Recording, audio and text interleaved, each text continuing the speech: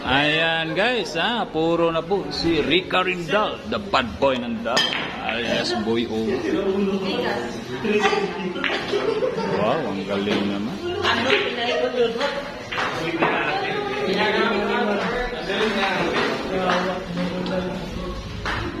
Ang anak. Pinaputok na naman. Puro na po 6-4 ay score. Puro na po si Rica Rindal.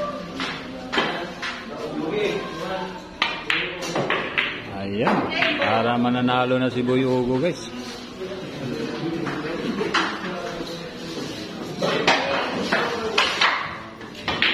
Oh, panalo na po si Boy Ugo Rica Rindal, the bad boy ng Davao, alias Boy Ugo. Ano masabi mo sa laban mo? 18 partida. Bad boy, ano masabi mo Chamba. Chamba na naman, puro chamba, araw-araw ng chamba buwinas talaga. Buwinas sa bilyar, buwinas sa pag-ibig.